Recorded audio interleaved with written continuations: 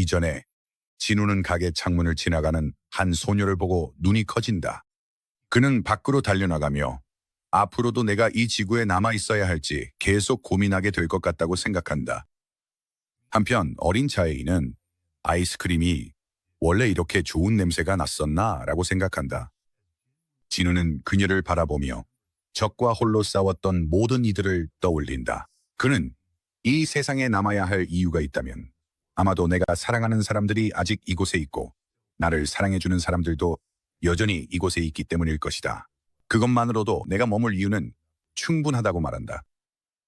그는 이어서 여기 남아서 떠나지 않을 더 많은 이유를 찾아볼 거야 라고 덧붙인다.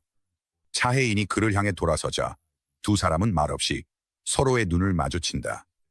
장면은 경찰서로 전환되고 우진철은 이제 형사 4년차로 깊은 생각에 잠겨 있다. 가끔 그는 뭔가 중요한 것을 잊고 있는 듯한 이상한 상실감을 느낀다고 회상한다. 하지만 아무리 기억해보려 해도 구체적으로 떠오르는 것은 아무것도 없었다. 그럼에도 불구하고 자신이 잊어버린 것이 무엇이든 생각할수록 마음속의 공허함은 점점 더 커져만 갔다. 한 후배 형사가 다가와 그에게 커피 한 잔을 건넨다. 무슨 일 있으세요, 선배님? 후배가 묻는다. 생각에서 깨어난 우진철은 희미하게 미소를 짓는다. 커피 고마워 라고 그는 대답한다. 형사팀 사무실 안은 긴장감이 감돌고 있다. 우진철이 후배 형사들과 함께 걸어가던 중 그는 두려움에 떨고 있는 한 남자를 발견한다. 우진철이 묻는다. 저 사람들은 누구야? 그 남자는 갑자기 공포에 떨며 외친다. 괴물, 그림자가 땅에서 나왔어요. 24시간 안에 자수하지 않으면 살아있는 걸 후회하게 될 거라고 했어요. 그는 자리에서 일어나 소리친다. 형사님, 다 제 잘못입니다. 제발 저를 가둬주세요. 우진철은 놀란 표정을 짓는다. 당신들 모두 그 그림자 괴물을 봤다는 거요? 우진철이 묻자 범인은 단호하게 대답한다. 네. 우진철의 생각, 이걸 어떻게 상부에 보고하라는 거지? 그때 선임 형사가 끼어들며 보고는 후배들에게 맡기고 회의실로 오라고 한다. 이후 회의실에서 우진철은 상사의 말을 듣고 있다. 눈에 띄게 동요한 우진철이 묻는다.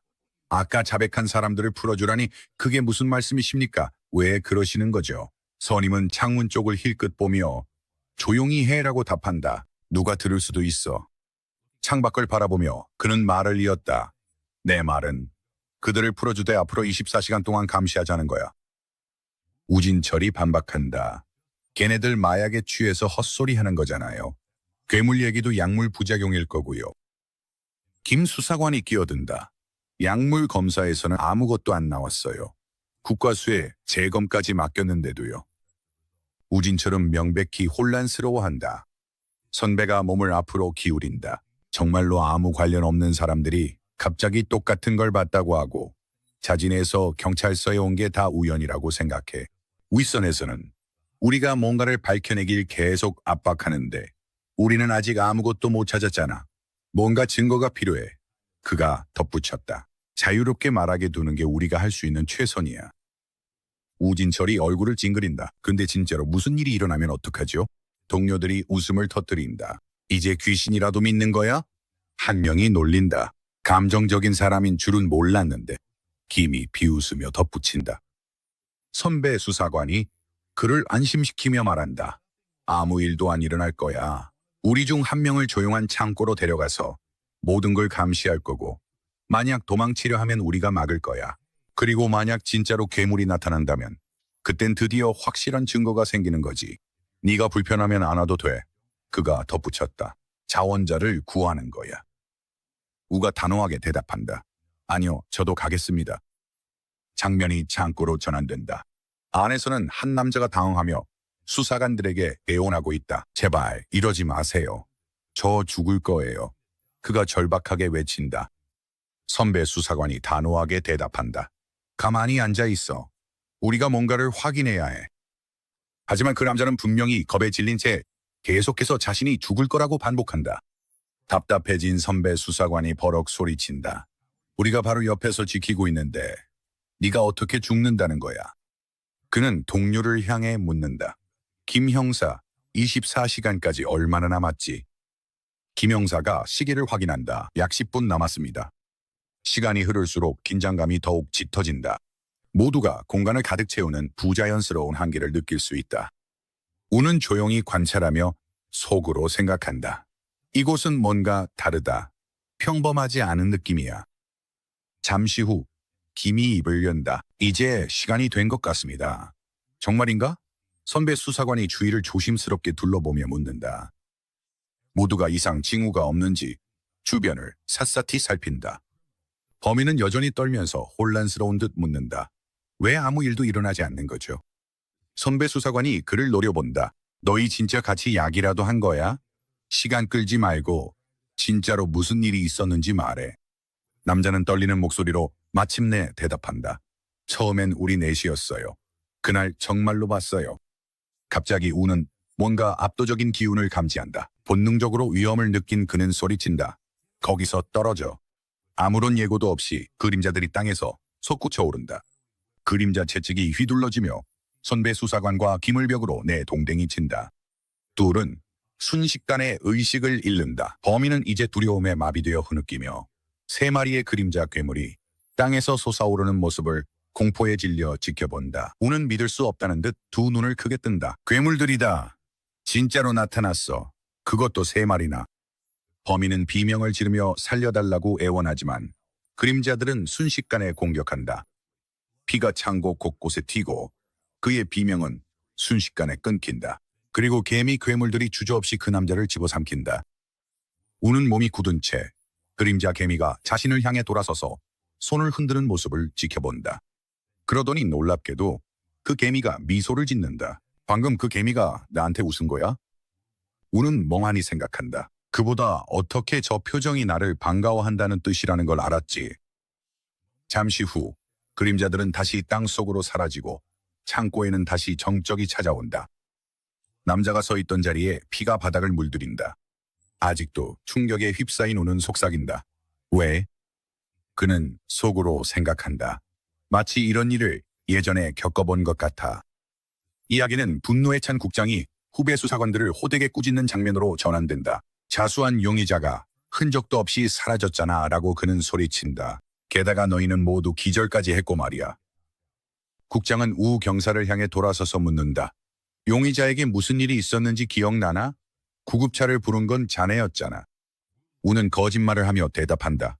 정신을 차렸을 때는 이미 동료들이 모두 의식을 잃은 상태였습니다. 답답한 듯 국장은 말한다. 다행히도 윗선에 보고는 안 됐으니 이 일에 대해선 입 다물고 있어. 부상에 대해서는 구로구 조직폭력배 수사 중 사고로 다쳤다고 처리할 거야. 두 경찰관 모두 고개를 끄덕이며 동의한다. 이후 강력 3팀 사무실에서 우 경사는 컴퓨터로 데이터베이스를 뒤지고 있는 모습이 보인다. 후배 동료가 묻는다. 아직도 국장님이 그만두라고 한 자수 사건을 파고 있는 거예요? 우 경사는 알아 라고 답한다. 그냥 개인적으로 궁금해서 좀 알아보는 거야.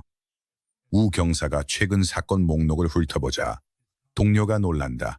이렇게 많은 사람들이 자수했다고. 그것도 전부 다른 경찰서에서 그 그림자 괴물 때문이야. 우 경사는 고개를 끄덕인다. 뭔가를 깨달은 듯 후배 형사가 말한다.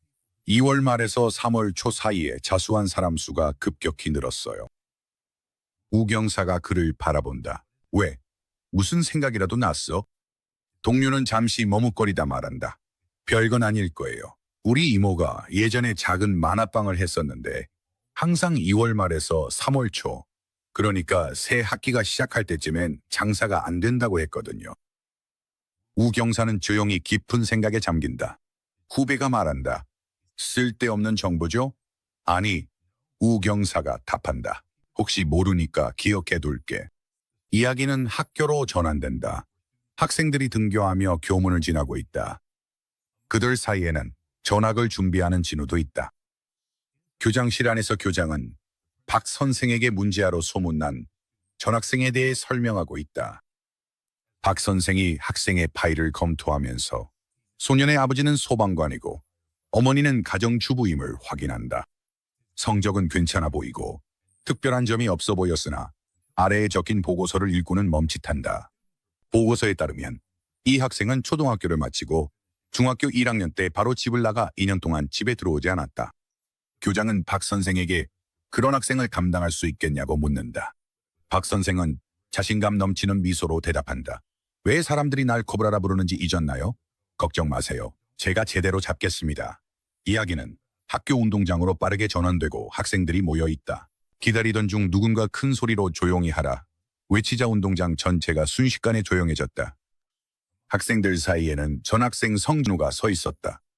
박설 선생은 군중 속에서 그를 발견했다. 그는 그 학생이 과거에 문제가 있었다는 이야기를 들었지만 자신이 그를 올바른 학생으로 바꿔놓을 수 있다고 확신했다. 박 선생은 진우가 학교에서 허용되지 않는 장갑을 끼고 있는 것을 알아챘다. 박 선생은 그를 불러 세우며 왜 학교에서 장갑을 끼고 있냐고 물었다. 하지만 진우가 고개를 돌려 자신을 바라보는 순간 박 선생의 표정이 변했다. 그의 눈에는 깊은 두려움이 스며들었다. 그 순간 그는 진우에게서 뿜어져 나오는 압도적인 어둠, 끝없는 그림자의 바다를 느꼈다. 갑자기 박 선생은 고개를 돌려 학생들에게 똑바로 서라고 명령했다. 그가 자리를 떠나면서 그의 생각은 빠르게 뒤엉켰다. 내가 방금 착각한 건가? 그는 방금 마주한 존재에 여전히 떨린 채로 생각했다. 바로 그때 벨리온이 진우 옆에 나타나 선생님이 우리를 볼 수 있었다고 말했다. 이 일로 인해 진우는 자신의 영향력이 이 세계 전반에 퍼지기 시작한 것인지 고민하게 되었다. 장면은 학생들로 가득 찬 교실로 전환되고 학생들은 잡담을 나누며 자리에 앉고 있었다. 진우는 조용히 책을 읽고 있었고 그때 한 학생이 다가와 그가 성진우가 맞는지 물었다. 그 학생은 자신을 용길이라고 소개하며 중학교 때 같은 반이었던 사이라고 설명했다. 그들이 대화하는 동안 학생 몇 명이 천천히 다가왔다. 그들 중 한 명이 용길에게 비키라고 말했고 곧 그들은 진우를 둘러쌌다. 그들 중 한 명이 진우를 위협하려는 듯 뭐야? 네가 뭐 대단한 사람이라도 된다고 생각해? 라고 물었다. 또 다른 학생은 진우의 한쪽 장갑을 가리키며 왜 한쪽만 끼고 있어? 벗어봐. 내가 한번 껴보고 싶어 라고 요구했다. 진우는 아무런 반응도 보이지 않았고 그들은 더욱 짜증을 냈다. 우리 말 들리긴 하냐? 라며 한 명이 다시 장갑을 벗으라고 압박했다. 그들은 진우가 장갑 아래에 문신을 숨기고 있다고 몰아붙였다. 그 순간 베루가 진우에게 텔레파시로 감히 자신을 무시한 이들을 갈기갈기 찢어도 되겠냐고 허락을 구했다. 하지만 진우는 침착하게 베루에게 물러나라고 말했다. 그리고 그는 천천히 장갑을 벗기 시작했다. 장갑이 벗겨지자 불량배들의 표정은 공포로 일그러졌다. 그들이 본 것은 완전히 화상과 흉터로 뒤덮인 손이었다. 그들의 반응을 본 진우는 이 상처만큼은 자신의 몸에서 유일하게 치유할 수 없는 상처라고 생각했다. 이 상처는 파괴의 군주 안타레스와의 전투에서 입은 것이었다. 진우는 그들에게 화상 자국을 본 적이 없냐고 물었다. 소년들은 긴장한 채 뒷걸음질 치며 자신들은 그냥 농담한 것뿐이니 너무 심각하게 받아들이지 말라고 말했다. 그들이 자리를 뜨려는 순간 베루가 갑자기 그들에게 달려들었고 진우는 깜짝 놀라 베루가 무슨 짓을 하려는지 궁금해했다. 하지만 베루가 그들에게 다가가기 전에 진우는 자신의 권능을 사용해 그들의 신발을 조종했고 그 결과 모두가 넘어져 바닥에 쓰러졌다. 다른 학생들은 그 불량배들이 당황해서 일어나는 모습을 보고 폭소를 터뜨렸다. 진우는 그 광경을 보며 미소를 지었고 속으로 그냥 장난이었어 라고 생각했다. 이후 진우와 용걸이 함께 걷고 있을 때 용걸은 지난 3년 동안 진우가 정말 많이 변했다고 말했다. 아까 전혀 움츠러들지 않더라. 그동안 어디 가서 운동이라도 한 거야? 진우는 고개를 끄덕이며 많이 훈련했어 라고 말했다. 용걸이 다시 물었다. 혹시 어떤 운동 동아리에 들어갈 생각이야? 진우는 살짝 미소를 지으며 대답했다. 진우가 생각하고 있는 동아리가 하나 있다. 이야기는 학교 운동장으로 옮겨지고 육상부 주장인 최태웅이 진우가 동아리에 들어갈 수 있는지 묻자 당황해한다. 최태웅은 용걸을 힐끗 바라보며 둘 다 들어오고 싶은 거냐고 묻지만 진우는 자신만 들어가겠다고 대답한다. 그들이 대화하는 동안 몇몇 동아리 부원들이 다가와 비꼬듯이 말한다. 전학생이 우리 팀에 들어오려고 여기까지 온 건 처음 보네. 대단한 열정이네. 최태웅은 그 비아냥을 무시하고 진우에게 학생 선수인지 중학교 때 육상 경험이 있는지 묻는다. 진우는 간단히 아니요, 없습니다 라고 대답한다. 한 동아리 부원이 얼굴을 찌푸리며 자기네 팀은 훈련받은 학생 선수들로만 구성되어 있다고 말한다. 경험도 없는 사람이 왜 들어오려고 하는 거지? 라고 그가 묻는다.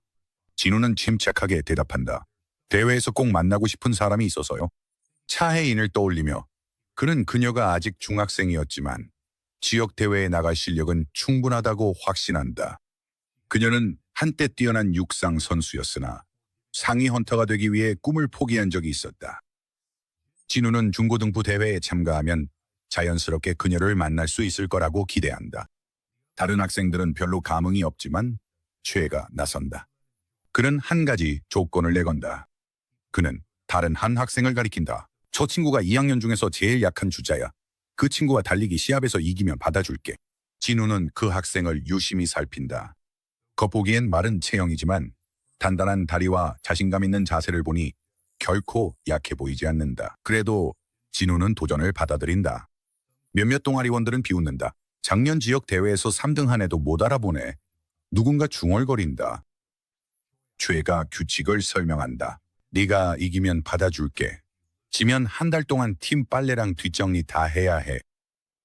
장면이 학교 건물 안으로 바뀌고 한 선생님이 박사에게 몸은 좀 괜찮냐고 묻는다. 박설은 괜찮다며 그냥 담배 한 대만 피우면 된다고 답한다. 이후 휴게실에서 박설은 담배를 피우며 창밖을 내다보다가 진우가 육상부보다 앞서 달리고 있는 것을 본다. 놀란 박설은 다른 선생님에게 성진우가 왜 학생들이랑 같이 뛰고 있죠? 선생님 동아리 소속인가요? 라고 묻는다. 선생님은 그 학생은 신입생인데 육상부에 들어오겠다고 찾아왔어요. 그래서 얼마나 빠른지 시험해봤죠. 너무 잘해서 거절할 수가 없었어요. 지금은 지구력을 테스트하고 있는데 벌써 20바퀴째예요. 보고만 있어도 힘들어서 내려갔다가 다시 올라왔어요. 라고 답한다. 이 말을 들은 박설은 자신이 진우를 오해했을지도 모른다는 생각이 들기 시작했다. 어쩌면 진우는 문제아가 아니었을지도 모른다. 하지만 그 다음 순간 그의 표정이 공포로 바뀐다. 그는 진우가 운동장을 가로지르며 어둡고 그림자 같은 기운에 둘러싸여 있는 것을 본다. 박설은 불안한 눈빛으로 바라본다. 내가 뭘 보고 있는 거지? 이건 현실일 리 없어. 그러자 그의 공포 속에서 베루가 괴물의 모습으로 창밖에 나타나 갑자기 날카로운 비명을 지른다. 박설은 비명을 지르며 그 자리에서 기절한다. 옆에 있던 교사가 당황한다. 교실 밖에서 이그리스가 베루를 향해 말한다. 그래서 내가 그거 하지 말라고 했잖아. 베루는 어깨를 으쓱인다. 이제 이 인간이 우리를 정말 볼 수 있다는 걸 알게 됐잖아. 장면이 빠르게 식당으로 전환되고 우는 동료와 만난다. 동료는 왜 아직도 그 사건을 조사하고 있는지, 그날 뭔가 이상한 걸 본 건 아닌지 묻는다. 우는 대수롭지 않게 넘기려 하며 애매하게 대답한다. 무슨 소리야? 하지만 그 남자는 포기하지 않고 용의자가 창고에서 신비롭게 사라진 그날을 언급한다. 우는 그 순간을 떠올리며 뭔가 이상한 것을 봤다고 인정한다. 개미, 아니, 거대한 개미 같은 생명체를 본 것 같았다고 말한다. 그조차도 자신이 본 것이 무엇인지 확신할 수 없지만 그에게는 개미 형태의 괴물처럼 보였다. 동료는 분명히 충격을 받은 듯 거대한 개미 괴물이 나타났다는 거야 라고 묻는다. 그들이 대화를 나누는 동안 한 행인이 우의 말을 엿듣고 다가와서 그가 본 생명체가 인간의 몸에 개미의 머리를 하고 있었는지 묻는다. 다음 날 한 학교 운동장에서 육상부가 트랙을 돌며 달리고 있다. 주장인 최가 우리 목표는 전국을 제패하는 거다라고 외친다. 달리는 선수들 중에는 진영길이 있는데 그는 따라가느라 힘들어하고 있다. 진호는 영길이 숨을 헐떡이며 뒤처지는 모습을 보고 이렇게 힘들 거면 왜 따라왔냐고 빌리안에게 물었다. 빌리안은 인간이란 어리석은 존재입니다. 폐하라고 대답한다. 진호는 몰래 자신의 능력 중 하나를 영길에게 사용하고 영길은 갑자기 에너지가 솟구치고 혼란스러움을 느낀다. 무슨 일이야? 왜 내 몸이 뜨거워지지라고 생각하며 그는 모두를 제치고 앞으로 내달린다. 한편 박성은 멀리서 지켜보고 있다. 그는 전날 밤 술에 취해 우진철과 다른 형사에게 개미 괴물에 대해 이야기했던 것을 떠올린다. 그는 말을 하다 멈추고 죄송합니다. 제가 취했나 봐요. 방금 한 말은 잊어주세요. 라고 사과했다. 하지만 우진철이 그를 붙잡고 자신이 본 것에 대해 더 설명해달라고 요청했다. 현재로 돌아와 박성은 진우를 바라본다. 진우는 박성이 요즘 자신을 꽤 대놓고 관찰하고 있다고 생각한다. 빌리언이 그의 곁에 나타나 죽은 저 인간의 기억을 지우고 능력을 없애는 게 낫지 않겠습니까? 라고 제안한다. 하지만 진우는 아직은 아니다. 좀 더 지켜봐야 해. 라고 답한다. 장면은 학교 건물 밖으로 전환되고 우진철이 도착한다. 들어가기 전에 그는 이상한 사건들, 즉 괴물을 봤다고 자수한 범죄자와 한 명의 교사만 목격한 사건에 연루된 학생에 대해 곰곰이 생각한다. 어쩐지 이 둘 사이에 어떤 연관성이 있는 것 같다. 그는 학생에게 괴물에 대해 어떻게 미친 사람처럼 보이지 않고 물어볼 수 있을지 고민한다. 그 순간 그는 땅 위로 그림자가 스치는 것을 보고 깜짝 놀란다. 여기 분명히 뭔가 있다라고 그가 중얼거린다. 교실에서 진우는 조용히 앉아 우가 자신이 그곳에 배치해둔 그림자를 봤는지 궁금해한다. 곧 우가 도착해 교사와 이야기하며 별일 아니라고 말한다. 그는 성진우라는 학생에게 몇 가지 질문만 하고 싶다고 한다. 교실은 긴장감에 휩싸여 조용해지고 한 학생이 속삭인다. 조사관이야. 뭔가 사고를 쳤나 봐. 우와 진우는 더 조용한 곳으로 자리를 옮긴다. 우는 수업 중에 불러내서 미안하다고 사과한다. 진우는 괜찮다고 말하지만 속으로는 그와 마지막으로 만난 지 10년이 넘었다고 생각한다. 다시 만나서 반갑다고 말하고 싶지만 그렇게 말하면 이상할 거야 라고 그는 생각한다. 우는 뭔가 이상함을 느끼며 이 학생의 눈빛이 나이에 비해 훨씬 깊다는 것을 알아챈다. 시간을 낭비하지 않고 그는 진우에게 개미 괴물의 그림을 보여주며 이게 익숙한지 묻는다. 진우는 그림을 보고 이거 본 적 있어요? 라고 말한다. 우는 충격을 받고 즉시 더 캐묻는다. 이게 뭐지? 진우는 뭘 알고 있는 거지? 진우는 대체 누구인가? 이내 마음을 가다듬은 우는 자신이 이 사건을 한동안 맡아왔다고 설명하며 그 생물에 대해 아는 것이 있으면 말해달라고 진우에게 부탁한다. 진우는 침착하게 이건 아이들이 좋아하는 특수효과 TV쇼에 나오는 괴물처럼 보인다고 대답해 우를 실망시킨다. 우는 조용히 노트북을 다시 가져가며 진우에게 교실로 돌아가도 된다고 말한다.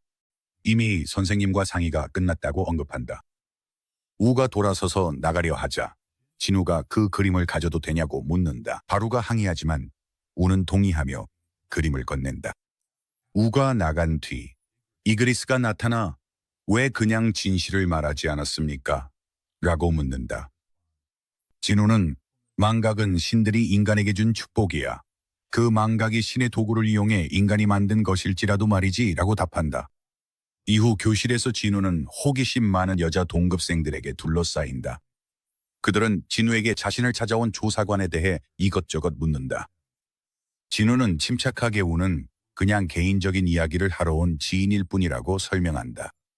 그러자 한 여자아이가 남자애들에게서 들은 소문을 꺼내며 진우가 의외로 근육질 몸매를 가졌다는 이야기를 하자 다들 진우가 운동을 하는지 묻기 시작한다.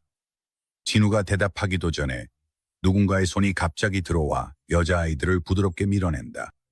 학생들 한 무리가 비웃으며 교실로 들어온다. 그들은 진우를 조롱하며 이제는 경찰까지 찾아올 정도로 유명 인사가 됐다고 빈정거린다. 그들 중 한 명이 진우를 도발하려 하며 괴롭힘을 당하면 경찰에 신고할 거냐고 묻는다. 그가 말을 끝내기도 전에 누군가가 뒤에서 그의 목을 강하게 감싸며 초크홀더로 끌어당긴다. 트랙팀 주장인 최 선배가 여러 팀원들과 함께 나타난다. 그는 불량배들을 노려보며 우리 팀 에이스한테 무슨 볼일이라도 있냐 고 묻는다. 진우는 한쪽 눈썹을 치켜 올리며 자기 반에 왜 왔냐고 묻는다. 최는 비웃으며 네가 흥분해서 이 4명 바보들을 때려눕히지 못하게 막으러 왔지 라고 말한다. 장난치지 마, 진우가 대답한다. 최는 웃으며 신입부원 환영회가 오늘 있다는 걸 깜빡했다고 설명한다. 그는 진우와 영길에게 방과 후에 시간이 되는지 묻고 진우에게 끝나고 꼭 오라고 한다. 트랙팀이 불량배들을 데리고 나가자 진우는 그들을 어떻게 할 거냐고 묻는다. 최는 씩 웃으며 트랙을 가볍게 한 바퀴 돌릴 생각이야. 인성교육이라고 생각해라고 답한다. 이후 육상부는 신입 환영회를 위해 밖으로 나선다. 최 부장은 진우를 보며 농담한다. 가는 김에 그 불량배들 좀 놀래줄까? 진우는 미소를 지으며 고개를 젓는다. 괜찮아요. 아마 이미 충분히 배웠을 거예요. 그들이 걷고 있을 때 누군가 갑자기 진우의 이름을 부른다. 진우가 돌아보니 우진철이 다가오고 있다. 아까 하던 얘기 계속해도 될까요? 우진철이 묻는다. 진우가 고개를 끄덕이며 동의하지만 최 부장이 야, 파티 잊지 마. 네가 올 때까지 영길이를 인질로 잡아둘 거야 라고 외친다. 그들은 조용한 곳으로 걸어가고 진우가 말한다. 짧게 해요. 친구가 기다리고 있으니까. 우진철이 깊게 숨을 들이쉰다. 그의 목소리가 진지해지며 말한다. 헌터 성진우. 우진철의 목소리에 감정이 실리며 잠시 침묵이 흐른다. 진우는 그 말에 담긴 무게를 느끼며 눈을 가늘게 뜬다. 이야기는 몇 시간 전 우진철과 진우가 대화를 나눈 직후로 돌아간다. 우진철이 사진을 건넸을 때 그는 그저 작은 호의, 별거 아닌 일이라고 생각했다. 하지만 자리를 떠나면서 그는 그게 어리석은 짓이었을지도 모른다는 생각을 떨칠 수 없었다. 그때 갑자기 그는 목소리를 들었다. 협 회장님, 저를 믿으십니까? 깜짝 놀란 우진철은 뒤를 돌아봤다. 아무도 없었다. 그가 계단 위를 올려다보자 또 다른 목소리가 울려 퍼졌다. 이번에는 자신의 목소리였다. 난 널 믿어. 그 순간 기억들이 한꺼번에 밀려왔다. 우진철은 환영에 휩싸여 무릎을 꿇고 주저앉았다. 이것들은 단순한 기억이 아니었다. 과거와 현재, 미래를 잇는 조각들이었다. 헌터 성진우의 시선을 통해 그는 잊혀진 세 개의 단편들을 보았다. 전투, 게이트, 몬스터, 헌터, 지배자, 그리고 군주들. 그는 한 번 진우에게 물었던 기억이 났다. 이 모든 걸 혼자서 싸울 생각이야? 그리고 진우의 간단한 대답, 네, 상위 존재의 기억은 시간의 흐름에 영향을 받지 않으니까요. 현재로 돌아와 우진철과 진우는 말없이 함께 걸었다. 우진철이 조용한 질문으로 침묵을 깬다. 그 차원의 균열에서 도대체 얼마나 오랫동안 싸웠던 거야? 그는 진우가 공식적으로는 2년 동안 실종된 것으로 기록되어 있지만 그런 규모의 갈등이 단 2년 만에 해결될 수는 없다고 생각한다. 진우는 담담하게 대답한다. 27년이요. 우진철은 충격을 받으며 후회는 없냐고 묻는다. 진우는 대답한다. 아니요, 똑같은 선택을 100번 해야 해도 저는 여전히 같은 길을 선택할 겁니다. 우진철은 미소를 지으며 진우가 지금은 인생을 즐기고 있는 것 같다고 말한다. 진우는 이제 더는 나이를 먹지 않아서 계속 몸을 바꿔야 한다는 점만 빼면 만족합니다 라고 답한다. 그때 우진철은 문득 깨닫는다. 진우가 불멸과 영원한 젊음, 신에 가까운 힘을 얻었음에도 불구하고 여전히 평범한 사람들 사이에서 조용히 살아가기를 선택했다는 사실을. 우진철은 진우에게 앞으로의 계획이 있는지, 그리고 혹시 자신들의 편에 합류할 생각은 없는지 묻는다. 우진철은 최근에 잡힌 범죄자들 중 점점 더 많은 이들이 그림자 생명체들 때문에 아무것도 할 수 없고 숨 쉴 틈조차 없다고 불평한다고 덧붙인다. 진우는 웃으며 제가 경찰에 들어가면 다른 사람들은 할 일이 없어질 텐데요. 라고 말한다. 우진철은 능글맞게 웃으며 그게 바로 우리가 그토록 힘들게 만들고자 했던 세상이야 라고 답한다. 진우는 잠시 생각에 잠긴다. 생각해 볼게요. 라고 그는 말한다. 대화가 끝나고 진우가 자리를 뜨려 하자 우진철은 경찰에 들어오면 기다리고 있겠다고 외친다. 진우는 기다리지 마세요라고 답한다. 그는 일이 산더미처럼 많으면서도 보수는 거의 없는 직업이라는 걸 잘 알고 있다. 그렇게 시간이 흘렀다. 그러나 4월 말 어느 날 이상한 일이 나타났다. 서부 미국의 사막지대에서 자결하는 태양 아래 땀을 뻘뻘 흘리던 한 남자가 긴급 구조대에 전화를 건다.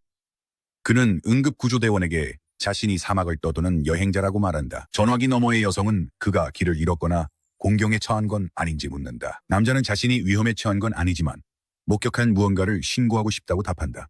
그는 어떻게 설명해야 할지 망설인다. 여성은 손님, 어떤 상황인지 설명해 주셔야 저희가 적절한 팀을 보낼 수 있습니다. 라고 재촉한다. 그는 마침내 말한다. 금이가 있어요. 아주 많이요. 뭔가 곧 부서질 것 같아요. 여성은 그 금들이 정확히 어디에 나타나고 있나요? 라고 묻는다. 그는 하늘에요. 하늘이 무너지고 있어요. 라고 답한다. 한편 진우의 집에서는 그와 이그리트가 깊이 공부에 몰두해 있다. 갑자기 진우는 뭔가를 감지한다. 낯선 존재가 다른 세계에서 다가오고 있다. 장면은 조용한 카페로 전환된다.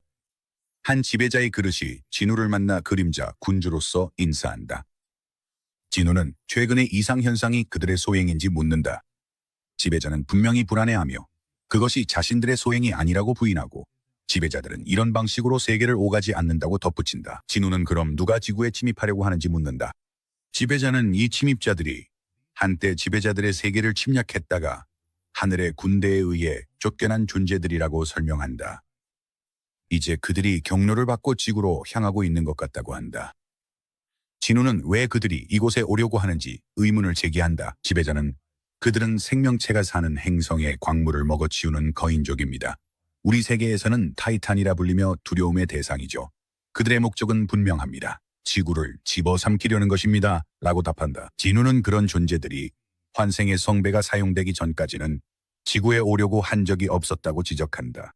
지배자는 마지막으로 그들이 시도했던 때는 지워진 시간대였다고 확인한다. 이 타이탄들은 원래 지배자들과 싸우기 위해 만들어진 존재들이었지만 이제 무언가가 변했습니다. 진우는 혹시 자신이 그 원인일 수 있냐고 묻는다. 그는 지배자들은 그들이 지금 당신이 가진 엄청난 힘의 흔적을 쫓고 있다고 믿고 있습니다. 지배자들은 이미 하늘의 군대를 지구로 보냈습니다. 라고 답한다. 하지만 진우는 고개를 저는다. 이미 늦었어. 라고 그는 말한다. 지금 게이트가 생성된다고 해도 그들이 도착하려면 수년이 걸릴 거야. 그때쯤이면 모든 게 끝나 있을 거야. 결연한 표정으로 그는 덧붙인다. 내가 직접 처리하겠어. 미국 서부 사막으로 돌아가면 미국 정부는 그 지역을 봉쇄했다. 과학자들과 전문가들이 투입되었지만 아무도 그 현상을 설명할 수 없다. 한 노련한 연구원이 군 장교에게 30년 동안 대기 이상 현상을 연구해왔지만 이런 건 처음 본다고 말한다. 장교는 그를 안심시키며 걱정 마십시오. 저기서 무언가 나온다 해도 군이 처리할 겁니다. 라고 말한다. 그가 말을 마치자마자 탱크와 군용 차량들이 공중으로 떠오르기 시작한다. 멀리서 진우가 서 있고 그는 지배자의 권능을 사용해 그 지역을 정리하고 있다. 소용없어. 라고 그는 말한다. 저 무기들로는 다가오는 것에 맞설 수 없어. 땅이 정리되자 진우는 위를 올려다보며 무대는 준비됐다. 라고 말한다. 그는 강렬한 굶주림이 다가오는 것을 감지한다. 이 세계를 집어삼키려는 적이다. 진우는 단검과 그림자검을 소환하며 선언한다. 지금부터 너희가 상대할 존재는 군주이자 사냥꾼이다. 한편 군대는 전장에서 멀리 떨어진 곳으로 하강하고 있었다. 착륙하자 한 장교가 떨리는 목소리로 중얼거렸다. 도대체 무슨 일이 벌어지고 있는 거지? 그는 돌아서서 위를 올려다봤고 하늘에 거대한 게이트가 형성되는 것을 목격했다. 전장에서는 거대한 타이탄들이 게이트에서 모습을 드러내며 지상으로 내려오기 시작했다. 그들을 이끄는 것은 거대한 비행 타이탄이었고 진우를 향해 곧장 날아오고 있었다. 그를 본 타이탄이 물었다. 우리의 길을 막으려는 게 너 혼자뿐이냐? 진우는 침착하게 대답했다. 내가 혼자인 것처럼 보이나? 순간 그의 그림자가 전장 전체로 퍼져나갔고 그 속에서 거대한 군대가 솟아올랐다. 바로 그의 그림자 군단이었다. 어둠이 땅을 뒤덮자 진우가 선언했다. 시작하자. 장면은 백악관으로 전환된다. 대통령은 자신의 집무실에서 불안하게 앉아 사막에서 벌어지고 있는 설명할 수 없는 현상에 대한 보고에 근심하고 있다. 그는 하늘에 균열이 생기고 그 틈에서 정체불명의 존재들이 나타나기 시작했다는 이야기를 떠올린다. 이것은 역사상 전례 없는 사건이다. 그는 이 상황을 과연 통제할 수 있을지 고민한다. 잠시 후 해리슨 경관이 도착해 사건은 이미 종료되었으며 모든 세부 사항은 회의실에서 설명될 것이라고 알린다. 브리핑룸 안에서 해리슨은 정찰 드론이 촬영한 영상을 재생한다. 영상이 재생되자 모두가 믿을 수 없다는 듯 화면을 응시한다. 공포가 번진다. 저 밖에서 무슨 일이 벌어지고 있는 거지? 대통령은 해리슨을 바라보며 다그친다. 저 사람은 누구지? 우리 군대는 어디에 있나? 그리고 왜 민간인이 저 생명체들 한가운데 서 있었던 거지? 해리슨이 대답한다. 그것이 우리 모두가 알아내려는 부분입니다. 다시 사막으로 돌아가 터스크는 자신의 마법 에너지를 충전하는 것을 마친다. 그는 하늘을 가르며 날아다니는 타이탄들에게 강력한 에너지를 발사한다. 그 위력은 하늘을 가로질러 닿는 모든 것을 소멸시킬 정도다. 양쪽, 즉 타이탄과 그림자 거인들이 서로를 향해 돌진한다. 하지만 진우의 군대가 압도적으로 강하다. 진우는 앞으로 내달리며 거대한 타이탄들을 치명적인 정확성으로 베어넘긴다. 그가 움직이는 동안 공중에서 그림자 검을 소환한다. 그가 공격을 준비할수록 검은 점점 더 거대해진다. 진우는 손을 들어 올리며 거대한 검 공격을 날린다. 타이탄들은 하나씩 쓰러지기 시작한다. 거대한 비행 타이탄이 검이 다가오는 것을 보고 공격을 막아낸다. 시시한 수작이군. 그가 중얼거리며 위를 올려다본다. 그곳에서 그는 진우가 또 다른 공격을 준비하는 모습을 본다. 진우의 손이 거대한 그림자 발톱으로 변하기 시작하며 점점 더 커진다. 강력한 동작과 함께 그는 그것을 내리쳐 타이탄을 땅에 꽂아버린다. 연기가 가라앉기 시작하자 진우는 차분하게 착지한다. 먼지 속에서 붉게 빛나는 눈이 나타난다. 타이탄이 으르렁거리며 말한다. 이렇게 외진 우주의 작은 행성에 이런 재능이 있을 줄이야. 그래도 네가 온전한 힘을 쓰려면 만화가 필요하다는 건 내 종족이 얼마나 미개한지 보여주는 증거지. 반면 우리 타이탄은 오히려 전력을 다해 싸우려면 몸을 줄여야만 해. 그가 이어서 말한다. 우리 중에서도 가장 강한 자만이 이렇게 할 수 있지. 나를 포함해서 말이야. 그러니 내 죄를 용서해달라고 빌 것을 권하지. 그가 말을 마치자마자 한 검이 그를 베어버린다. 마샬 벨리온이 타이탄을 손쉽게 베어버린 것이다. 그는 진우를 향해 돌아서며 묻는다. 폐하, 혹시 저 자와 대화 중이셨습니까? 진우가 대답한다. 아니, 이 괴물들은 제 분수를 모르고 너무 오만해. 그러니 네가 좀 더 신경 써줘야 할 것 같아. 벨리온이 고개를 끄덕인다. 나머지는 저에게 맡겨주십시오. 그 말과 함께 그는 앞으로 돌진하며 타이탄들을 베어나간다. 장면이 회의실로 전환된다. 모두가 화면으로 전투를 지켜보며 침묵에 잠긴다. 대통령이 그 남자의 신원을 알아냈는지 묻고 아직 알아내지 못했다는 것을 확인하자 그는 그 인물이 괴물들을 영화 속 장면처럼 손쉽게 처리한 것을 떠올린다.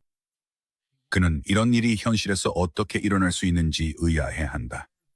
그는 정보기관에서 그가 누구인지 알아낼 방법이 있는지 묻는다. 정보국장 데이비드 브레넌이 현실적으로는 불가능하다고 답한다. 그는 이어서 비정통적인 방법으로 그의 정체를 조사해보자고 제안한다. 대통령이 그게 무슨 뜻이냐고 묻는다. 데이비드는 마담 노마 셀러를 언급하는 것이라고 답한다. 그녀가 항상 그랬듯이 이번에도 답을 줄 겁니다. 장면은 대한민국으로 전환되어 전국 육상대회 예선전이 한창이다. 진우는 팀원들과 함께 서서 주변을 살핀다. 그의 시선이 사이드 아이언을 포착한다. 김철은 진우가 자신을 바라보고 있는 것을 눈치챈다. 잠시 후 김철은 선배가 왜 준비 운동을 하지 않느냐고 묻는 소리를 듣는다. 그는 아무렇지 않게 준비 운동 중이라고 대답한다. 김철의 팀주장 캡틴이 진우의 그룹으로 다가와 최태웅에게 말을 건넨다. 1학년을 주전 멤버로 너탄이 믿기지 않는다라고 그가 말한다. 우상인이 부상으로 몇 달 빠졌다고 해서 그런 거야. 이제 상태가 너무 안 좋아서 1학년이 팀 에이스 자리를 차지할 정도야? 최태웅은 자신감 있게 대답한다. 우리 1학년이 얼마나 잘하는지 보면 깜짝 놀랄걸. 상대팀 주장은 비웃는다. 달리기 실력은 더 이상 늘지 않고 농담 실력만 늘었네. 그러고는 자기 팀에 괴물 신입이가 있다고 밝힌다. 김철이 진우를 힐끗 바라보는 순간 갑자기 엄청난 충동이 밀려온다. 이마에 땀이 맺힌다. 그는 혼란스럽다. 한 번도 본 적 없는 동급생 앞에서 왜 무릎을 꿇고 싶은 기분이 드는지 궁금하다. 혹시 두려움일까? 말도 안 돼. 그가 갑자기 소리치자 주변 사람들이 깜짝 놀란다. 괜찮아? 누군가 묻는다. 너 좀 이상해. 괜찮아. 김철이 중얼거리며 여전히 그 기분을 떨쳐내려 애쓰면서 진우 쪽으로 걸어간다. 이렇게 약해 보이는 애를 내가 무서워할 리가 없지. 그는 생각한다. 그는 진우를 노려본다. 뭘 그렇게 쳐다봐? 할 말 있으면 딴 데 가서 하자. 이 말을 듣고 최 대장과 팀원들은 진우에게 장난스럽게 아무도 다치게 하지 말라며 자제하라고 경고한다. 최 대장은 진우에게 누군가의 목숨을 살려주는 걸 우아하게 생각하고 침착함을 유지하라고 말한다. 진우는 아무 일도 없을 거라며 걱정하지 말라고 그들을 안심시킨다. 이후 조용한 곳에서 김철이 진우의 멱살을 잡고 자신을 우습게 보는 거냐고 따진다. 한편 진우의 그림자들은 신이 난 듯 그 장면을 지켜보며 아이언이 돌아온 건지 궁금해한다. 진우의 그림자 중 한 명인 벨리오는 진우에게 이 일은 자신에게 맡기라며 김철이 다시는 이런 행동을 못하게 하겠다고 말한다. 김철은 혼란스러워하며 왜 자신이 울고 있는지 의아해한다. 그는 갑자기 무릎을 꿇고 떨기 시작하자 충격을 받으며 왜 자신이 이렇게 무릎을 꿇고 있는지 묻는다. 그 모습을 본 진우는 김철이 아직 그림자 병사가 아니라 인간이기 때문에 굳이 이 일에 깊이 관여할 필요가 없다고 생각한다. 진우가 자리를 뜨려 하자 김철은 그를 불러 세우며 자신이 느끼는 감정이 사랑이냐고 묻는다.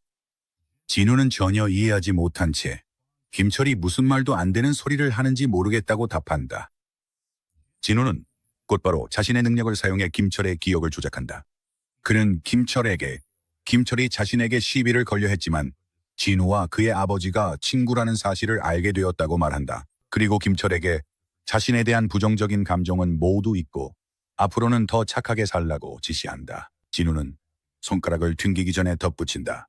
너는 이 세상을 지키기 위해 싸웠던 사람 중 한 명이야. 그 점을 자랑스럽게 여겨야 해. 진우가 자리를 뜨자 김철은 정신을 차린다. 그는 어리둥절한 채 주위를 둘러보고 곧 중등부 예선이 곧 시작된다는 안내방송과 모든 주자들은 트랙에 모이라는 소리를 듣는다. 이야기는 미국으로 전환되어 데이비드 브레넌이 레이디 셀러의 저택에 도착한다. 그는 정중하게 그녀에게 인사한다. 그를 본 레이디 셀러는 미소를 지으며 집 안으로 초대한다. 집 안으로 들어서자 데이비드는 공기 중에 남아있는 따뜻한 음식 냄새를 느낀다. 식사 중이셨나요? 라고 그가 묻는다. 레이디 셀러는 아니에요. 당신보다 조금 전에 손님이 다녀갔어요. 라고 답한다. 이 말을 들은 데이비드는 그렇다면 시간을 더 뺏지 않도록 바로 본론으로 들어가겠습니다. 라고 말한다. 셀러는 침착하게 그 사람이 다녀간 후로 저는 더 이상 미래를 볼 수 없게 됐어요. 라고 대답한다. 놀란 데이비드는 또 그 죽음의 신 얘기하시는 건가요? 라고 묻는다. 그녀는 그 딱지를 무시하고 그녀는 당신이 곧 할 질문을 했어요. 라고 말한다.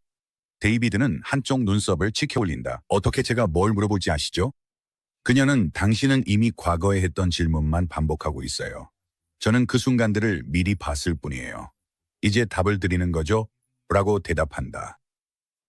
데이비드는 아무 말 없이 있고 셀러는 말을 이어간다. 그녀는 당신이 찾는 사람의 정체를 했지만 저는 그에 대해 아무것도 말해주지 않을 거예요.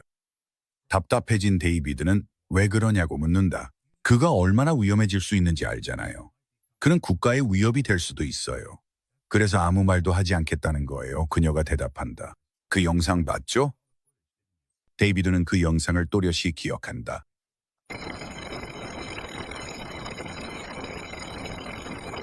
그의 힘은 압도적이고 두려울 정도였지만 그는 망설임 없이 인류를 지켜냈다. 생각에 잠겨있던 데이비드는 셀러가 만약 이런 일이 처음이 아니라고 하면 믿겠어요? 라고 말하자 깜짝 놀란다. 그는 놀란 표정으로 그녀를 바라본다. 그러니까 그런 일이 예전에도 있었다는 말인가요? 셀러는 고개를 끄덕인다. 인류가 아무도 모르게 멸망의 문턱에 선 적이 여러 번 있었어요. 데이비드는 그 신비로운 남자가 그녀가 한때 묘사했던 죽음의 신과 정말 비슷할 수 있을지 궁금해진다. 충격을 받은 그는 떠날 준비를 하다가 문 앞에서 잠시 멈춘다. 영상 속 그 남자가 위험하지 않다는 걸 보장할 수 있습니까? 그녀는 망설임 없이 대답한다. 네, 제가 보장할 수 있어요. 일단은 만족한 듯 데이비드는 고개를 끄덕이며 좋아요. 그럼 당신이 그를 안다고 말한 건 못 들은 걸로 할게요. 라고 말한다. 그가 돌아서려 하자 셀러는 자신이 구운 쿠키를 건넨다. 데이비드는 미소를 지으며 정중히 거절한다. 다시 찾아올게요. 그가 떠난 후 토마스 안드레가 방으로 들어온다. 난 저 남자가 마음에 안 들어. 그가 말한다. 내가 혼쭐을 내줄까? 셀러는 한숨을 쉬며 그에게 상기시킨다. 너는 한 번만 더 사고를 치면 파이터 자격이 박탈돼. 무리하지 마.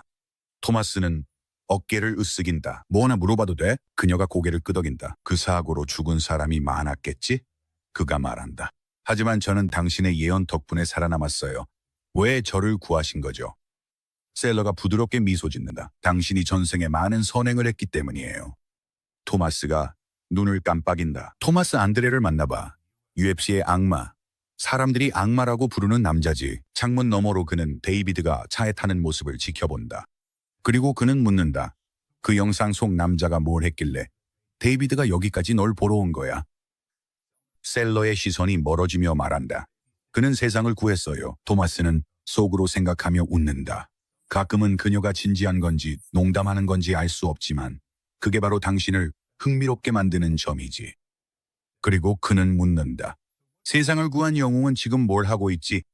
그녀는 생각에 잠기며 대답한다. 아마도 어딘가에서 젊음을 마음껏 즐기고 있겠죠. 이번 에피소드는 여기서 끝입니다. 시청해 주셔서 정말 감사합니다. 진심으로 감사드립니다. 아직 구독하지 않으셨다면 구독도 부탁드립니다. 다시 한번 응원해 주셔서 감사드리며 다음에 또 뵙겠습니다.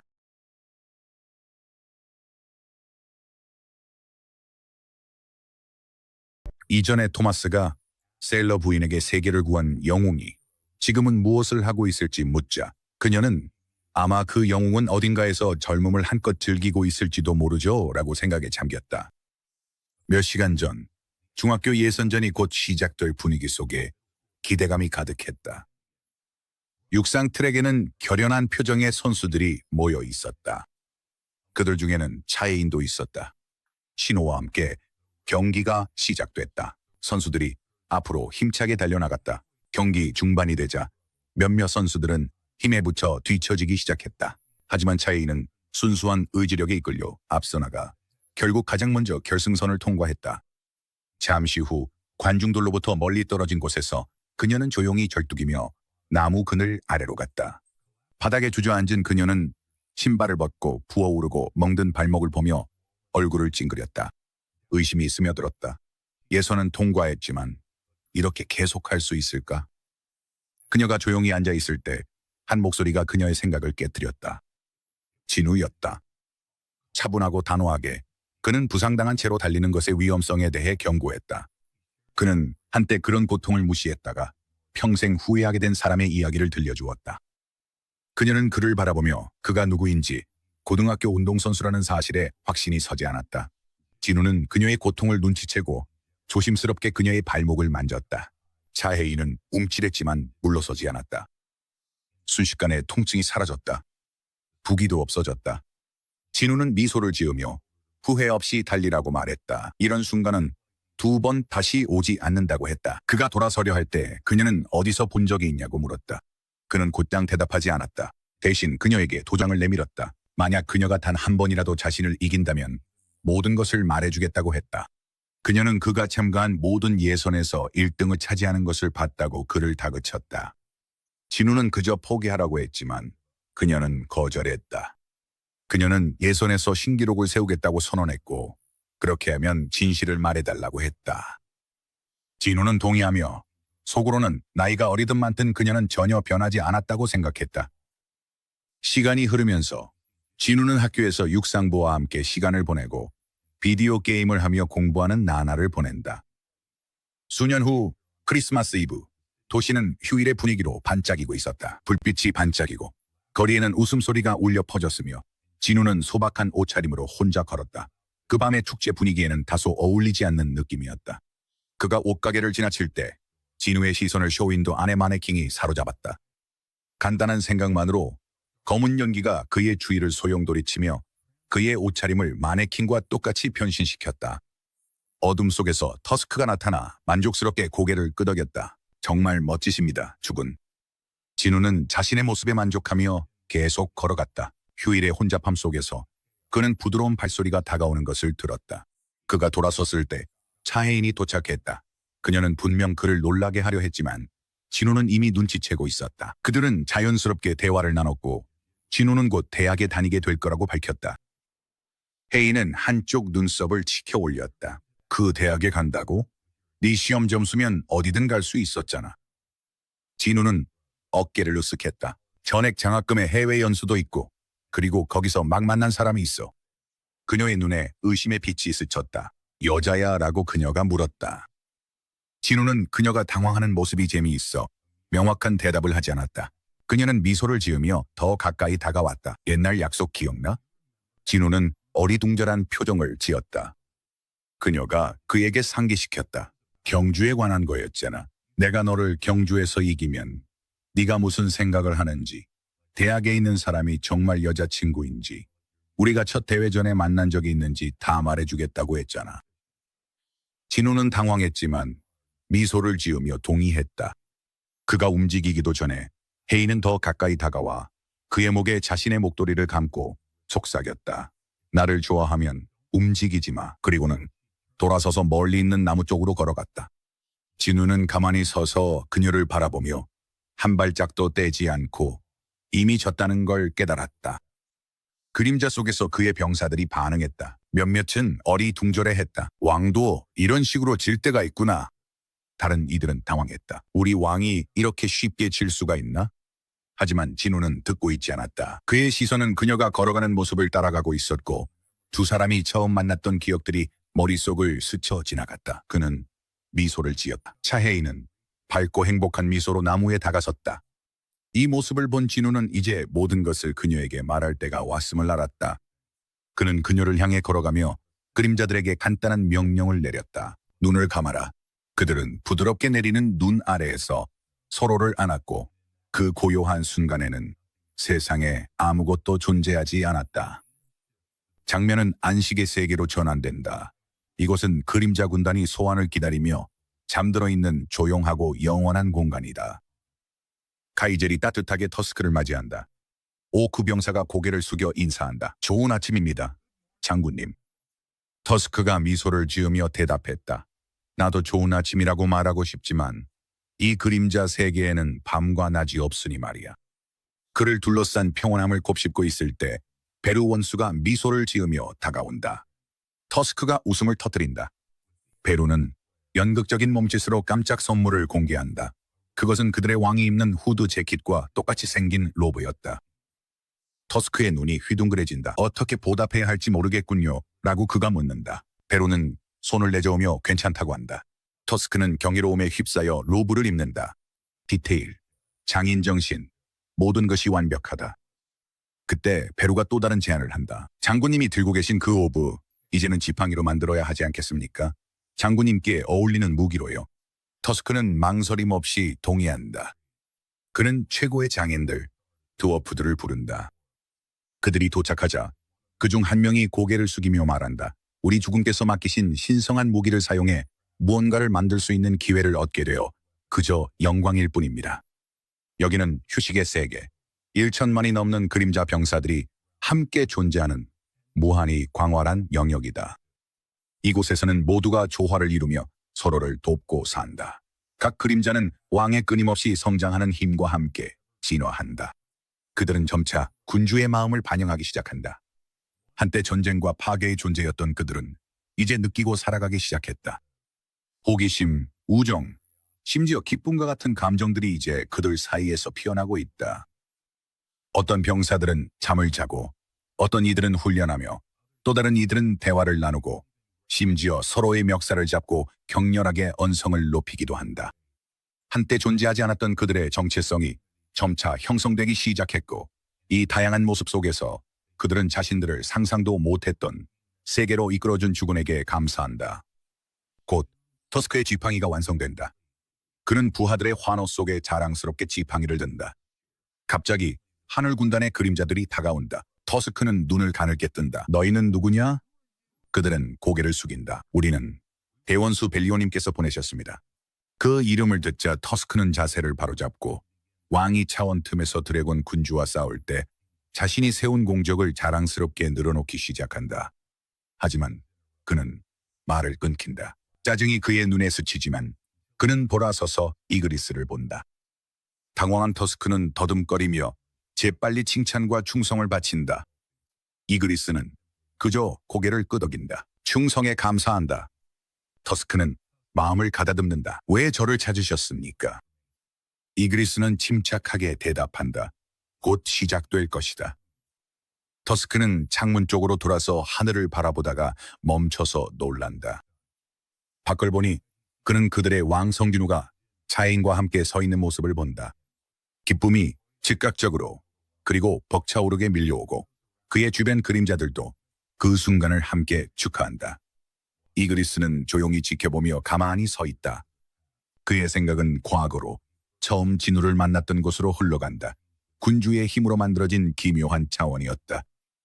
그의 임무는 분명했다. 그 공간에 들어온 인간을 시험하는 것이었다. 이전 그림자 군주는 알고 싶어 했다. 이 남자가 다음 그림자의 그릇이 될 자격이 있는지 말이다. 이그리스는 그때조차도 이해했다. 이것이 자신의 마지막 명령임을. 그는 왕의 목소리에서 말 속에 숨겨진 조용한 작별 인사를 느낄 수 있었다. 이전, 왕은 지배자들을 용서한 뒤로 끝없는 전쟁에 대한 모든 흥미를 잃었다. 그가 아직도 평범한 인간에게 관심을 보인다는 것은 분명 이유가 있다는 뜻이었다. 하지만 이그리스는 그것을 의심하지 않았다. 그는 왜냐고 묻지 않았다. 그저 복종했을 뿐이다. 그의 주군의 명령은 절대적이었으니까 그것이 이그리스가 할 수 있는 전부였다. 그래서 그는 조작된 차원 속에 홀로 서서 대부분의 원래 힘이 봉인된 상태임에도 인간의 자격을 시험할 준비를 했다. 그는 그곳에 홀로 서 있었다. 이 세계에서 사람들은 그런 곳을 던전이라 부른다. 그는 자신의 모습을 곱씹었다. 주군을 만나기 전에 자신의 외형을, 세계의 안식처의 힘이 아무리 무한하다 해도 이 정확한 감각을 재현하는 것은 반드시 건축가의 작품이어야 했다. 그들은 주군의 힘을 이용해 이렇게 정교한 무대를 만들었다. 이 정도의 정교함이 있어야만 인간의 몸이 그림자 군주의 힘을 천천히 흡수할 수 있었다. 이그리스가 앞으로 나아가 왕좌에 앉아 가슴속에 불안이 일렁였다. 진우가 이미 여기에 와 있는 것일까? 그는 거대한 문 너머에서 그의 존재를 감지할 수 있었다. 왕좌에 앉는 것이 건방진 행동이었을까? 그것이 그를 오만하게 만드는 것일까? 그는 일어섰고 바로 그때 문이 열렸다.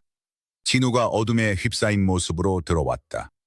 이그리스는 조용히 지켜보았다. 그래, 이 사람이 내 주군이 선택한 자인가? 그는 앞으로 나아갔다.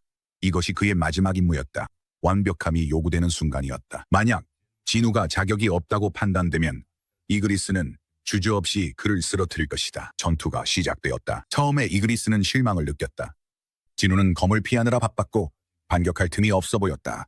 이그리스는 진우가 물러서지 않고 있다는 것을 알아챘다. 진우는 맨손으로 자신을 쓰러뜨릴 계획이었다. 인간치고는 대단한 용기군.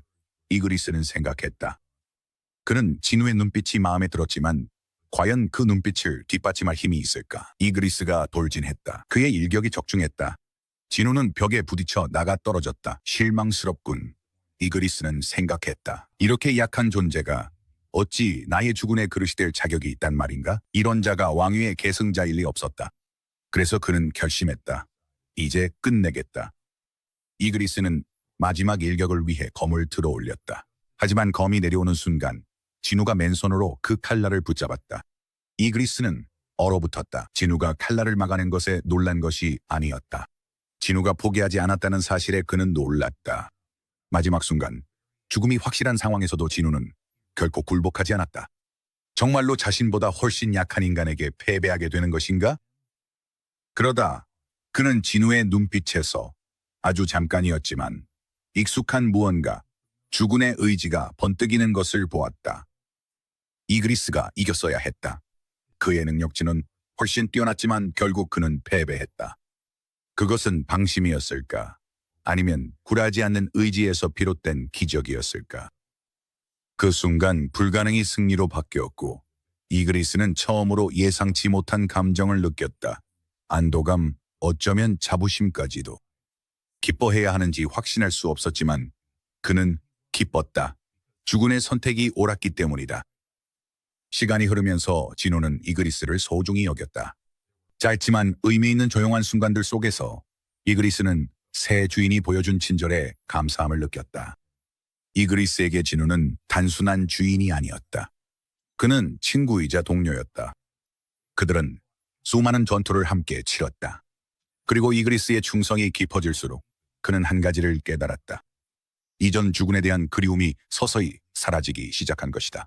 시간이 흐르면서 그는 새로운 왕을 완전히 받아들이게 되었다. 그리고 마침내 원래의 그림자 군단, 한때 그들의 군주의 귀환을 기다렸던 진정한 군대가 부활했다.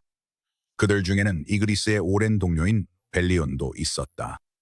하지만 재회의 기쁨은 곧 혼란으로 바뀌었다. 한때 무뚝뚝했던 벨리온은 에너지 넘치고 지나치게 열정적인 룸메이트 베루의 영향을 받기 시작했다. 벨리온이 주군을 기리기 위해 성 꼭대기에 거대한 검은 깃발을 세우자고 제안하자 베루는 그 아이디어에 열렬히 동의했다. 이건 반드시 우리 왕을 위한 것이어야 합니다. 라고 그가 물었다. 나중에 진우는 혼란스러운 표정으로 도대체 왜 그 깃발을 거기다 세운 거야? 라고 물었다. 상황은 곧 거대한 그랜드 마샬과 지나치게 들뜬 베루 사이에 장난스러운 말다툼으로 번졌다. 하지만 곧 전쟁이 다시 찾아왔다. 군주들과의 전투가 본격적으로 시작되었다. 전투가 거듭될수록 그들의 죽은 성진우는 더욱 강해졌고 그와 함께 그림자 군단도 강해졌다. 환생의 잔으로 시간이 되돌려진 후에도 전쟁은 계속되었다. 거의 30년이 흘렀다. 마침내 파괴 군단을 제외한 모든 적들이 전멸했다. 그리고 마지막 전투가 끝났을 때 승리는 그들의 것이었다. 전투 중 죽어가던 드래곤이 이그리스를 향해 쉰 목소리로 말했다. 너는 한때 그림자 군단의 날개였으면서 이제는 한낱 인간이었던 군주를 따르다니 부끄럽지도 않느냐? 이그리스는 그를 쓰러뜨렸지만 그 말은 마음에 남았다. 그는 잊고 있었던 것일까? 옛 주인을 잊은 것일까? 그 생각이 그를 괴롭혔지만 곧 그는 떠올렸다. 진우와 함께한 시간은 너무나도 명예롭고 충만해서 과거가 자연스럽게 희미해졌다는 것을.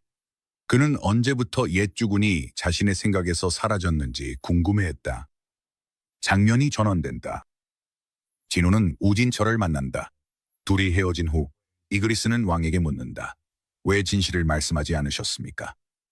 진우는 차분하게 대답했다. 망각은 신들이 인간에게 준 축복이야. 비록 그 망각이 신의 도구를 이용해 인간이 만들어낸 것이라 해도 말이지. 이 말을 들은 이그리스는 고개를 끄덕였다. 그래, 왕의 말이 옳았다. 굳이 깊이 생각할 필요는 없었지만 이그리스는 이전의 왕을 완전히 잊은 것은 아니었다. 그리드와 아이언이 전장을 떠나 새로운 세계에서 평화롭게 살아가기로 한 것과 달리 이그리스는 남았다. 그는 이 길을 선택한 것이었다. 이제 그의 충성심은 온전히 성진우에게로 향했다. 그는 기사였고 주군의 검이자 그림자 군단의 한쪽 날개였다. 하지만 이제 진우는 새로운 종류의 적, 즉 시험과 마주하고 있었다. 이그리스는 왕이 모의고사를 푸는 동안 곁을 지켰다. 점수가 거의 만점에 가깝습니다. 그가 말했다. 하지만 14번 문제의 정답은 2번이 아니라 1번입니다. 진우는 그에게 감사 인사를 하며 재빨리 답을 수정했다. 이 모습을 지켜보며 이그리스는 속으로 생각했다. 내가 아니면 누가 주군을 도와드릴 수 있겠는가? 대원수는 산처럼 크기만 하고 베루 사령관은 나름대로 똑똑하긴 하지만 너무 곤충같이. 이그리스는 한숨을 쉬었다. 그래서 이 일은 내 몫이 되는 거지. 어쨌든 나는 기사 아카데미를 수석으로 졸업했으니까. 진우가 답을 다시 확인하며 물었다. 너도 답을 위해 목숨을 걸었던 적이 있냐? 이그리스는 재빨리 시험 안내서를 훑어보았다. 아직도 내 수양이 부족한 것 같습니다. 더 노력하겠습니다, 주군. 이그리스에게는 주군의 전장이 전쟁이든 학교든 곧 자신의 전장이었다. 그리고 주군이 계속 싸우는 한 그는 결코 곁을 떠나지 않을 것이다. 장면은 진우의 아버지가 이상한 현상에 대해 곰곰이 생각하는 것으로 시작된다. 게이트, 다른 세계에서 몬스터를 소환하는 거대한 포털들. 던전 보스를 처치하면 1시간 안에 게이트에서 탈출해야 한다. 하지만 그는 실패했고 차원 사이의 균열에 갇히고 말았다. 그 상태에 있을 때 지배자들이 그에게 연락을 해왔다. 그들은 군주들을 막기 위해 자신의 힘을 그에게 맡겼다. 찬란한 빛의 위대한 조각이 그에게 새로운 명령을 내렸다. 그림자 군주를 지키라는. 그래서 진우의 아버지는 군주들과의 전투에서 아들의 곁을 지켰던 것이다. 그는 진우가 오랜 세월 혼자 고통받아야 했던 것에 대해 사과한다. 그때 침묵을 깨는 목소리가 들린다. 진우는 조용히 보고 싶었어요 라고 말한다. 아버지는 진우를 바라본다. 그의 눈에는 눈물이 고이기 시작한다. 감정을 억누르며 그는 결코 떠나고 싶지 않았다고 고백한다. 꼿꼿이 선 채 그는 진우가 이렇게 훌륭한 사람이 된 것이 얼마나 자랑스러운지 말한다.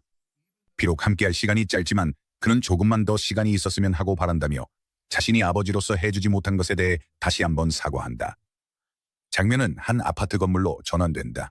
그 안에서 진우의 어머니와 여동생이 식탁에 모여 있다. 어린 진우가 달려와 아빠라고 외친다. 놀란 그 남자는 그 단어를 조용히 되뇌인다. 가족이 다시 만난 모습을 본 진우는 벅찬 감정에 휩싸인다. 말없이 눈물이 그의 눈에서 흘러내린다. 어머니와 아버지는 걱정스레 그를 본다. 이 모습을 본 진우는 그저 악몽을 꿨어요 라고 말했다. 조용히 지켜보던 아버지는 잊혀진 세계를 떠올리며 말로 다 할 수 없을 만큼 감동해 갑자기 눈물을 흘린다. 시간이 앞으로 흐른다. 진우의 아버지는 한적한 카페에 앉아 지배자의 그릇 중 한 명과 대화를 나누고 있다. 그는 아들의 선택에 대해 묻는다. 지배자는 그림자 군주가 이 세계에 남기로 결정했다고 말한다.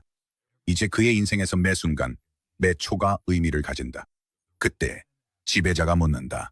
그에 대한 기억을 지울 생각이십니까? 그는 고개를 끄덕인다. 진우는 아무도 사라진 시간선을 기억하지 않길 원한다. 지배자는 미소를 짓는다. 부존자전이군요. 그는 이어서 이것이 이 세계에서 그들의 역할의 끝이 될지도 모른다고 말한다. 그가 떠나면 지배자들의 간섭도 더 이상 없을 것이다. 그는 이곳에서의 시간이 즐거웠고 모든 일이 어떻게 전개되는지 지켜보는 것도 흥미로웠다고 고백한다. 마지막으로 지배자는 이렇게 말한다. 지배자들은 그림자 군주뿐만 아니라 성일환님께도 감사를 표하고 싶습니다. 저희가 해드릴 수 있는 일이 있을까요? 진우의 아버지는 망설임 없이 자신의 소원을 말한다. 부디 제게 과거의 기억을 지워주십시오. 지배자는 놀라서 이유를 묻는다.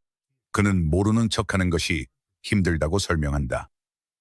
진우는 모든 것을 꿰뚫어 본다. 그는 평범한 아버지, 그저 아들을 걱정하는 그런 사람이 되고 싶다. 그에게 진우는 그림자 군주가 아니다. 진우는 그저 소중한 아들일 뿐이다. 지배자는 이해하며 말한다. 카페 문을 나서는 순간 사라진 시간대의 모든 기억이 당신의 머릿속에서 사라질 것입니다. 지배자는 자리에서 일어나 출구로 걸어가며 부드럽게 말한다. 이 일을 기억하지 못하겠지만 당신의 평화로운 미래를 기도하겠습니다. 시간이 흘러 젊은 목소리들로 가득 찬 활기찬 카페가 나온다. 대학생 신입생들이 환영회를 즐기고 있다. 한쪽 구석에 조용히 앉아있는 진호는 눈에 띄게 긴장한 모습이다. 이런 행사에 처음 참석하는 진호에게는 설렘이 벅차게 느껴진다. 진호는 스스로를 되돌아본다. 부유한 집안에서 자라 편안함에는 익숙하지만 냉동 삼겹살로 유명한 이 소박한 식당에는 묘한 익숙함이 느껴진다. 더 생각할 틈도 없이 다정한 선배가 그의 어깨를 툭 치며 분위기에 어울리라고 격려한다. 선배는 농담을 건넨다. 나랑 있을 땐 편하게 있어도 돼. 근데 선배들 앞에선 조심해야 해. 우리과의 진짜 무서운 형이 한 명 있거든. 누굴 막 부리진 않는데 풍기는 카리스마가 장난 아니야. 진호는 반쯤만 듣고 속으로 생각한다. 아무리 무섭다 해도 우리 아버지보단 덜하겠지. 대화의 흐름이 바뀐다. 선배가 묻는다. 야, 요즘 다들 얘기하는 그 떠오르는 아이돌, 운동선수 이름이 뭐였지?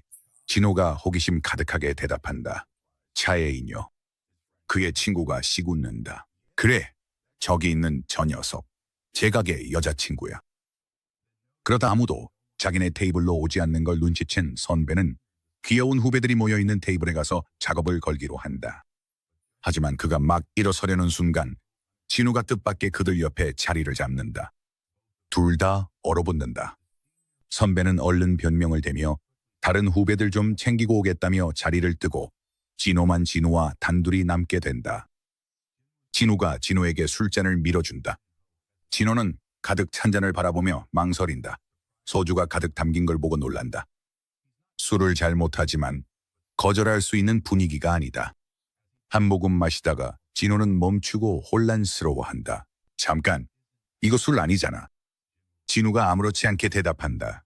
술도 못 마시면서 뭘 그렇게 걱정해?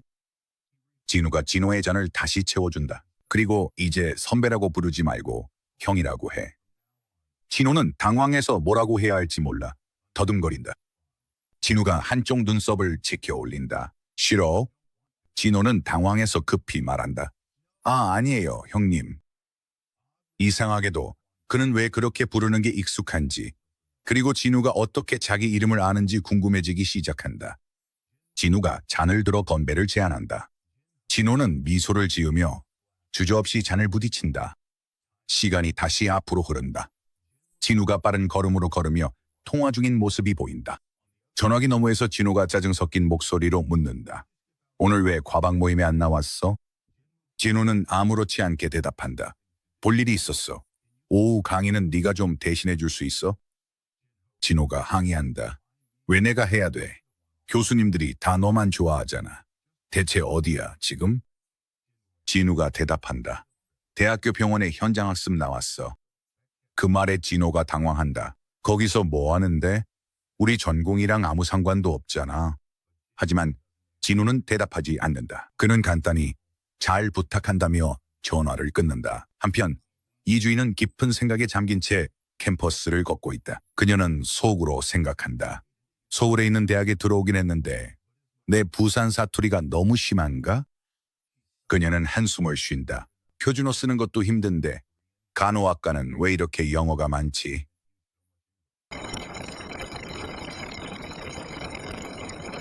진우에게 뭔가가 그녀의 시선을 끈다. 그녀는 갑자기 멈춰서서 저기 우리 어디서 본 적 있지 않아요? 라고 부른다. 진우는 잠시 멈춰서며 희미하게 미소를 짓는다. 아닌 것 같은데요? 그가 부드럽게 말한 뒤 돌아서서 자신의 길을 간다. 그녀는 혼란스러운 표정으로 그가 멀어지는 모습을 바라본다. 왜 갑자기 모르는 사람한테 말을 걸었지? 라고 그녀는 생각하며 다시 길을 걷는다. 장면이 대학병원으로 전환된다. 병원 안에서 한 의사가 개인 병실로 향한다.